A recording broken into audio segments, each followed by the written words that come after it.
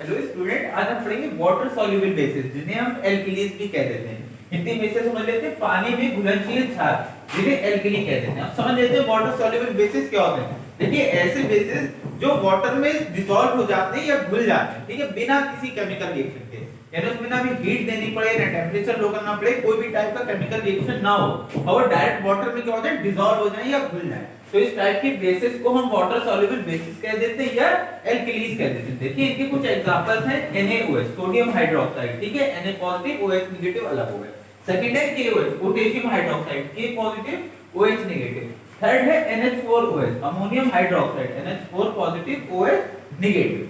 तो water soluble base के बारे में हमने पढ़ा कि ये वाटर में डिसॉल्व हो जाते हैं इजीली, इन्हीं ही हम एल्कलीज कह देते हैं। अब ये नोट, जो इंपॉर्टेंट बात है यहाँ पे ये समझ लेते हैं, ऑल एल्कलीज आर बेसिस, यानी जितने भी एल्कलीज हैं वो सब बेसिस हैं, but all bases are not alkalis. लेकिन जितने भी बेस हैं वो सब एल्कली नहीं है। क्या मीनिंग हो गया? जितने भी एल्कलीज हैं, यानी जितने भी बेस हैं जो वाटर में घुल जाते हैं, डिसॉल्व हो जाते हैं, वो सब तो एल्कलीज हैं। लेकिन जितने भी एल्कलीज हैं वो सब बेसिस नहीं हो सकते, क्योंकि कुछ बेस ऐसे भी होते हैं जो वाटर में डिसॉल्व नहीं होते या नहीं घुलते हैं। इसलिए कहा जा रहा कि जितने भी बेसिस हैं वो सब एल्कलीज नहीं है। अब समझ लेते हैं कुछ एग्जांपल भी हैं। CuO copper oxide, FeO iron oxide, ZnO zinc oxide are insoluble in water. देखिए, ये बेस हैं लेकिन इनसॉल्युबल इन वाटर का मतलब क्या हो गया? ये पानी में इनसॉल्युबल है, यानी नहीं घुलते हैं, डिसॉल्व नहीं होते हैं। So they do not form OH hydroxy ion, यानी क्योंकि ये वाटर में डिसॉल्व नहीं हो रहे, घुल नहीं रहे, इसलिए हाइड्रोक्सी आयन या OH नेगेटिव आयन नहीं देंगे, और जो नहीं देंगे वो एल्कलीज भी नहीं होंगे। तो हमने समझा कि कॉपर ऑक्साइड, जिंक ऑक्साइड और फेरस ऑक्साइड ये सब वाटर में इनसॉल्युबल हैं, इसलिए ये हाइड्रोक्सी आयन नहीं देंगे। इसीलिए ये बात लिखी है कि ऑल एल्कलीज आर बेसिस, जितने भी एल्कलीज हैं वो सब बेस हैं, but all bases are not alkalis. लेकिन जितने भी बेस हैं जो वाटर में डिसॉल्व नहीं होते, नहीं घुलते, उन्हें हम एल्कलीज नहीं कह सकते।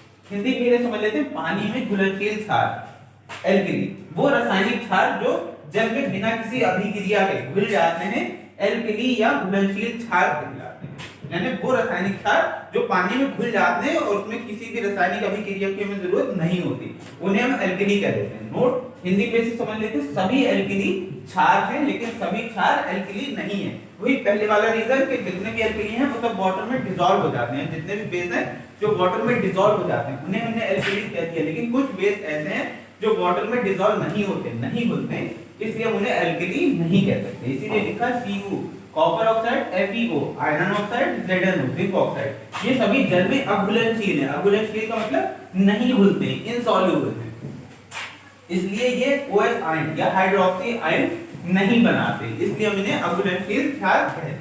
ओके।